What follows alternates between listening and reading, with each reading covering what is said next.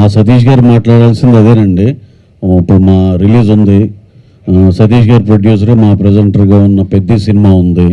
కరెక్ట్గా మళ్ళీ ఇప్పుడు ఇన్నాళ్ళు ఇందాక చెప్పిన లిస్టు ఒక 5-6 సినిమాలు 7-8 సినిమాల మీది ఇవన్నీ పాస్ అయిపోయి కరెక్ట్గా ఎదుటోళ్ళు కరెక్ట్ మా సినిమా వచ్చే టైంకి ఇది పాపప్ చేసి దీన్ని ఫ్లేరప్ చేసి ఏదో చేద్దాం అనేది ఏంటి సార్? మీ పెద్ద మనసుని చక్కగా మీ పెద్ద సినిమా ఉన్న రోజున ఇదిగో పర్సంటేజ్ ఇదిగోండి అని హ్యాపీగా వేయొచ్చు కదా సార్. మీరు ఒక ఎగ్జాంపుల్ ఉంటారు, మీకు కూడా విగ్రహం కడతాం ఇక్కడ మంచి ఫిలిం నగర్లోనే ఎక్కడ కర్ణాటకలో పర్సంటేజ్లు ఉన్నాయి, తమిళనాడులో పర్సంటేజ్లు ఉన్నాయి, నార్త్లో పర్సంటేజ్లు ఉన్నాయి. అంటే వాళ్ళందరూ ఏమైనా బాగున్నారా? వాళ్ళు బాగాలేదనే కదా అందరూ బాధపడుతున్నారు. ఇప్పుడు కొంచెం ఎంతో కొంత బెటర్గా తెలుగు ఇండస్ట్రీ ఉంది. తెలుగు ఇండస్ట్రీలో ఫస్ట్ ఒక డిస్ట్రిబ్యూటర్ అనేవాడు ఉన్నాడు, ఒక ఎగ్జిబ్యూటర్ అనేవాడు ఉన్నాడు. మేము ఎన్ఆర్ఐ బిజినెస్ చేస్తే మేము సినిమా అమ్మితే కొనడానికి ఒక డిస్ట్రిబ్యూటర్ ఉన్నాడు. అది వేరే స్టేట్స్లో ఎక్కడా లేదు. దాన్ని కూడా ఇప్పుడు చెడగొట్టి మనల్ని కూడా వాళ్ళ పొజిషన్కి తీసుకెళ్లాలనే టార్గెట్ ఏంటి నాకు అర్థం కావట్లేదు. వాళ్ళతో కంపారిజన్ ఎందుకు?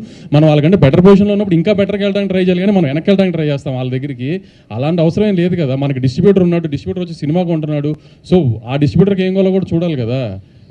ఎగ్జిబ్యూటర్లో ఎంత ఇంపార్టెంట్, డిస్ట్రిబ్యూటర్ కూడా అంతే ఇంపార్టెంట్ కదా. డిస్ట్రిబ్యూటర్ని చంపేసి ఎగ్జిబ్యూటర్ని కాపాడాలంటాం, ఇదేం లాజిక్ నాకు అర్థం కావట్లేదు అసలు. అండి ఇంకా ఇక్కడ ఇన్ని రోజులు అంటే 20 సంవత్సరాల నుంచి ఎవరు డిస్ట్రిబ్యూషన్ చేస్తున్నారో తెలంగాణలో అందరికీ తెలుసు అండి. ఎవరు పెద్ద తలకాయలు ఉన్నాయో 20 సంవత్సరాల నుంచి ఎగ్జిబ్యూటర్కి న్యాయం చేయలేదు. ఈరోజు గుర్తుకొచ్చిందా? మొన్న సంక్రాంతి సినిమాకు కూడా టికెట్లు రేట్లు తెచ్చి మళ్ళీ వాళ్ళే కదా చేసింది.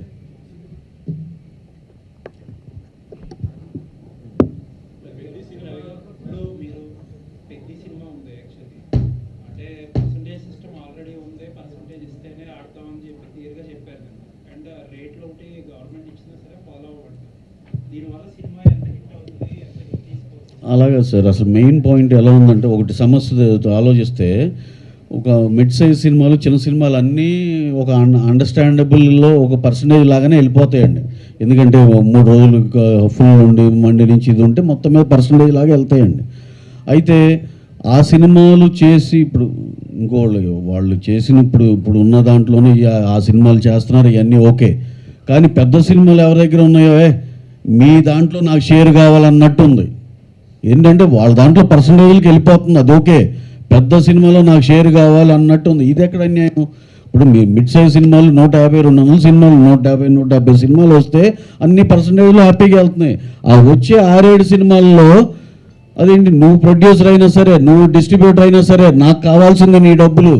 ఇది ఎక్కడ అన్యాయం? నాకు కావాల్సింది ఏంటండి? అదేమంటే ఇక దీన్ని అందుకనే కూర్చుని మాట్లాడుకుంటూ ఒక ఎకో సిస్టంలో ఎవరిది ఏం లైను, ఎవరిది ఎక్కడ దాకా వెళ్ళొచ్చు అన్నీ క్లారిటీగా మాట్లాడుకోవటానికి ఉంటుంది. ఇప్పుడు దీని తర్వాత మా ఫౌజీ ఉన్నాయి, ఇంకా పెద్ద సినిమాలు ఉన్నాయి. మీరు ఇంటెన్షనల్గా ఇబ్బంది పెడదామా అన్నట్టు ఉంది, కానీ దీని ఇది ఒక సమస్య ఉంది, దీన్ని ఒక సొల్యూషన్ చేసుకుందామా అన్నట్టు ఏమో అనిపించలే. మరి సిటీలో 23 థియేటర్లని హోల్డ్ చేశారు. 23 థియేటర్లు పర్సంటేజ్లు వేస్తేనే వేస్తామని చెప్పి లిస్ట్ ఇచ్చారు మన తెలంగాణ ఛాంబర్ నుంచి. ఆ 23 థియేటర్లలో అన్ని లెస్సీలు ఉన్న థియేటర్లే, ఎవరి ఓనర్లు కాదు. ఇప్పుడు వీళ్ళందరూ మాకు నష్టాలు వస్తున్నాయి, లెస్సీలు చెప్పేది ఏంటి, వీళ్ళందరూ మాకు నష్టాలు వస్తున్నాయి కాబట్టి మీరు పర్సంటేజ్ చేయాలంటున్నారు. నష్టాలు వస్తున్న వ్యాపారం ఎవరు చేయమంటున్నారు? వాళ్ళు మేము థియేటర్లు వదిలేయమని అడుగుతున్నాం. ఆ థియేటర్లు వదిలేయండి, మేము ఆ సినిమాలు ఇప్పుడు మా ఉన్నాయి రిలీజులకి మేము ఓనర్లతో మాట్లాడుకుని ఓ ఫేవరబుల్ టర్మ్స్లో మేము టేక్ ఓవర్ చేసుకుని థియేటర్స్ మేము రిలీజ్ చేసుకుంటాం. మీరు లాస్ వస్తుంది అంటున్నారు కదా, లాస్ వస్తున్నా థియేటర్లు పట్టుకుని ఎలా ఆడాల్సిన పనే ఉంది, వదిలేయచ్చు కదా. అంత త్యాగాలు చేయాల్సిన అవసరం ఏం లేదు కదా, వదిలేయచ్చు కదా థియేటర్లు. మరి లాస్ రాకపోతే ఎందుకు పట్టుకుని ఎలా ఆడుతున్నారు థియేటర్ని?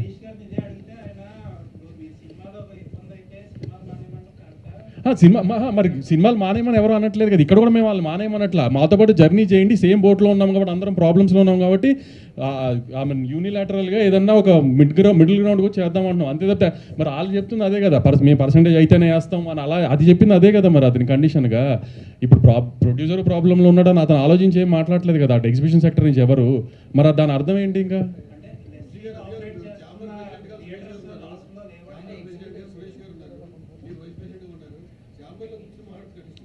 మేము యాక్చువల్లీ 15న ఈ ఎగ్జిబిషన్కి సంబంధించిన పర్సంటేజ్కి సంబంధించిన దాంట్లో ఎగ్జిబిటర్లు, ప్రొడ్యూసర్లు, డిస్ట్రిబ్యూటర్లు కలిపి ఒక మీటింగ్ పెట్టుకున్నాం 15న. కానీ నిన్న సడన్గా ఇది ప్రెస్ ముందుకు తీసుకొచ్చి ప్రెస్ మీట్ పెట్టి ఎందుకు దాన్ని అలా తీసుకెళ్లారో తెలియదు. సో ఇప్పుడు వాళ్ళు అలా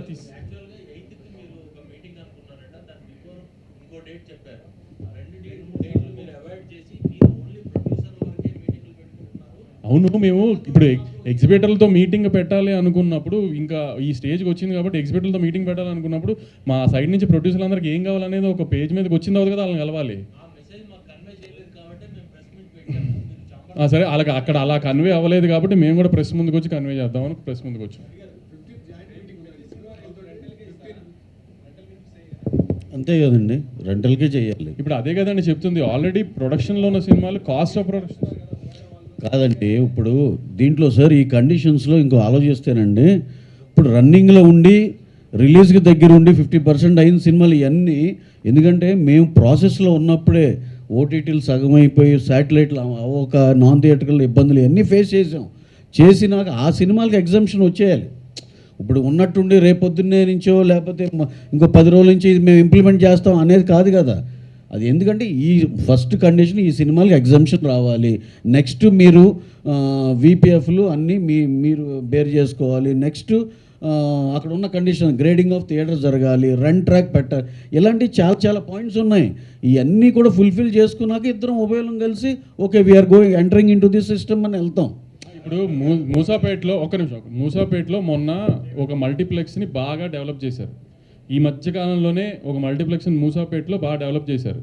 నిన్న కూర్చున్న ఒక పెద్ద ఎగ్జిబిటర్, దాని ఎదురుగుండానే మనందరికీ బాగా అలవాటైన ఒక సింగిల్ స్క్రీన్ ఉంది.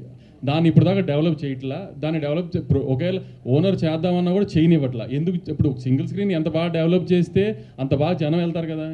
అంటే ఎదురుగా ఉన్న మల్టీప్లెక్స్ డెవలప్ చేయొచ్చు, జనాలు దానికి వెళ్ళాలి. సింగిల్ స్క్రీన్స్ మాత్రం కుప్పతొట్టులో ఉండి వాసన వస్తూ ఉండాలి, అంతేనా? దాన్ని డెవలప్ చేయనివ్వరా? ఒకసారి చెప్తున్నానండి, నేను మా విమల్ థియేటర్ అండి, విమల్ థియేటర్ ఉంది సార్, కోట్లు ఖర్చు పెట్టి రెనోవేట్ చేసాం. ఇది వరకు అసలు ఏ ఆక్యుపెన్సీ లేని థియేటర్. ఇప్పుడు దాని ఒక జనాలకి నువ్వు ఒక అప్ చేసి ఒక ఫెసిలిటీస్ కరెక్ట్గా ఇవ్వగలిగి అవి చేస్తే చూడండి సార్, మేము డెఫినెట్గా ప్రాఫిట్స్లోనే ఉన్నాం. నేను చెప్తున్నాను అది రెంటల్లో వేసి ప్రాఫిట్లో ఉన్నాం. అంటే ఏంటి, కిటుక్ అంతా ఎక్కడుంది? థియేటర్ని రెనోవేట్ చేయండి రా, నాకు శుభ్రంగా వాళ్ళు వచ్చే హ్యాపీగా ఎంజాయ్ చేసి వెళ్ళే ఫెసిలిటీస్ ఇవ్వండి. టాయిలెట్స్ బాగుండాలి, ప్రొజెక్షన్ బాగుండాలి, సౌండ్ బాగుండాలి, సేఫ్టీ బాగుండాలి, సెక్యూరిటీ బాగుండాలి. లేడీస్ వచ్చిన ఫ్యామిలీలు సెకండ్ షోలకు వచ్చిన ఇవన్నీ కలిపి డెఫినెట్ ఫుట్ ఫాల్స్ పెరుగుతాయండి. వైజాగ్ ఉంది.